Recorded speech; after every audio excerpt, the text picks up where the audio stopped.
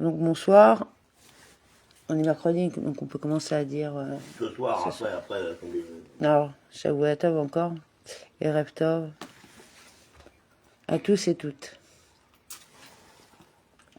Alors, le Tanya, étude du jour. De hier, 5785, l'écouté à Marim, chapitre 44.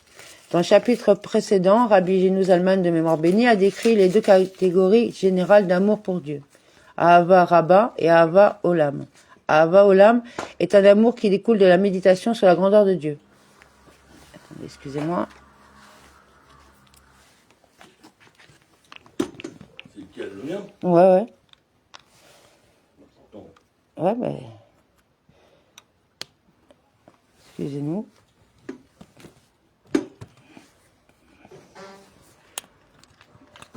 Ah, du coup, ça a reculé le...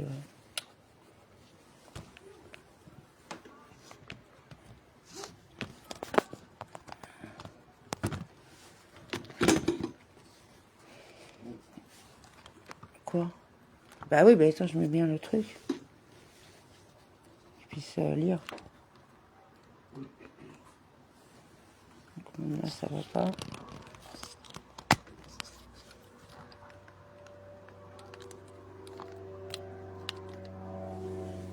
Donc là, ça devrait aller. Voilà.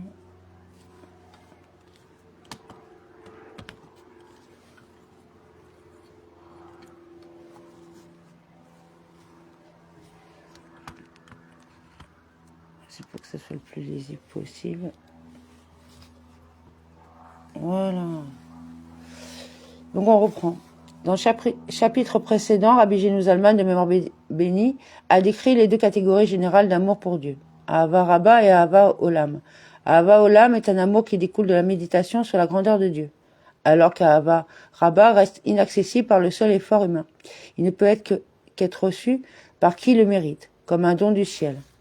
Or, chacun de ces deux degrés d'amour, que sont Ahava Rabba et Ahava Olam, est divisé en de nombreux aspects et degrés, sans aucune limite. Chacune de ces catégories se subdivise en une infinité d'échelons. Chaque individu, selon sa mesure, le degré d'amour de chacun est étroitement lié à son niveau spirituel. Ainsi qu'il est écrit dans le Saint Zohar, à propos du verset « Son mari est connu aux portes ». Le Zohar explique que son mari, c'est le Saint béni soit-il, dont l'épouse est la communauté d'Israël, qui devient connue, ressentie et attachée aux portes Shahar, c'est-à-dire à chacun selon sa mesure, Shiur, en son cœur, etc. Deux individus peuvent partager un même degré d'amour pour Dieu, mais ils n'en continuent pas moins de se différencier par les traits particuliers à chacun de cet amour. C'est pourquoi la crainte et l'amour sont appelés les choses secrètes connues de l'Éternel notre Dieu. Le degré d'amour que chacun porte en son cœur demeure caché à autrui, précisément du fait de ces différences. Alors que la Torah et les mitzvot sont les choses révélées pour nous et nos enfants afin d'accomplir, car nous avons tous une seule Torah et une seule loi, au regard de l'accomplissement de toute la Torah et des mitzvot au plan de l'action. Tout Israël est de ce point de vue identique. À titre d'exemple, les mêmes téphilines sont portés de la même manière par le plus grand comme par le plus petit. Il n'en est pas de même de la crainte et de l'amour, que sont seulement selon la connaissance de Dieu dans l'esprit et le cœur. Ce qui représente un facteur de différence plus subtil est la connaissance et la perception du divin. Plus élevé sera le degré de crainte et d'amour de Dieu, comme expliqué plus haut. Dans le précédent chapitre et jusqu'à présent, Rabbi Génou Zalman de mémoire bénie a distingué ces deux dimensions d'amour que sont Ahava Rabba et Ahava Olam. Ahava Rabba est un don d'en haut, un degré d'amour auquel l'homme ne peut parvenir par son seul travail. Ahava Olam, en revanche, procède de la compréhension et de la contemplation de la grandeur de Dieu. Une forme particulière d'amour qui va être analysée maintenant participe de ces deux catégories à la fois. Elle ressemble à Ahava Rabba en ce qu'elle est offerte. Il s'agit en effet d'un amour hérité des patriarches. Mais la révélation de cet amour passe par un travail de compréhension et de contemplation du divin, caractéristique de la seconde forme d'amour, Ahava Olam, dans les termes du Tanya. Toutefois, il y a un amour particulier qui participe de tous les aspects et degrés d'Ahava Rabba et Ahava Olam, et qui est identique pour chaque âme d'Israël, comme un héritage pour nous reçu de nos patriarches. Cela correspond à ce que dit le Zohar sur le verset « Mon âme, je te désire la nuit ». Le Zohar observe que la forme grammaticale employée ne s'accorde pas au sens simple du verset. Il aurait dû être écrit « Mon âme te désire » ou « Je te désire ». Le Zohar explique donc que « Mon âme » fait référence à Dieu. la source de vie. On dit ici à Dieu, parce que tu es, mon âme, je te désire. Le Zohar continue. Il aimera Dieu d'un amour de l'âme et de l'esprit, tout comme l'âme et l'esprit sont attachés au corps et le corps les aime. Et c'est là ce que dit le verset « Mon âme, je te désire ». Cela veut dire « Parce que tu es Dieu, mon âme est ma véritable vie, c'est pourquoi je te désire ». En d'autres termes, j'ai envie et j'ai soif de toi comme un homme désire la vie de son âme. Et quand il est faible et éreinté, il désire que son âme revienne à lui. Le plaisir éprouvé de la vie brute est le plus grand qui s'offre à l'être humain, lequel, on le constate empiriquement, est généralement prêt à renoncer à tous les plaisirs pour se maintenir en vie.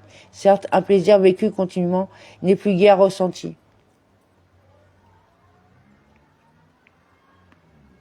Mais celui dont la vitalité se trouve diminuée et pour qui ce plaisir est donc suspendu éprouve bien alors l'ardent désir de la vie. Quoi ? Et de même, quand il va dormir, il désire que son âme revienne à lui quand il se réveillera de son sommeil. C'est la vitalité du dormeur aussi est en état de retrait durant le sommeil que le Talmud assimile à une 60e de la mort. De la même façon, poursuit-il, j'ai envie et j'ai soif de la lumière du Un-Sof, source de la véritable vie, de l'attirer en moi par l'étude de la Torah en me levant de mon sommeil la nuit durant, car la Torah et le Saint béni soit-il sont un. L'amour de la vie appelle à l'étude de la Torah par laquelle celui qui étudie reçoit, dans la profondeur de son être, la lumière du Un-Sof, source de la vie. Et parce que la vitalité divine qui anime le monde connaît un renouveau quotidien affirmé par nos prières, qui renouvelle chaque jour continuellement l'œuvre de la création, et que la Torah aussi devrait être regardée chaque jour comme si elle était nouvelle. Il faut que, par l'étude, s'exprime un désir et un amour du divin qui soit à l'égal du puissant et manifeste désir que chacun a de retrouver la plénitude de sa vitalité. Comme il est écrit dans le Zohar, en vertu de l'amour pour le Saint béni soit-il, un homme devrait se lever chaque nuit pour s'adonner à son service jusqu'au matin. Tel est donc cet amour dont parle le Zohar à propos du verset « Mon âme, je te désire », un amour pour Dieu, mon âme, dont on ressent qu'il est notre vie. Cet amour reçu en héritage existe dans l'âme juive et doit être révélé ainsi qu'il va être ensuite expliqué. Amen. Amen.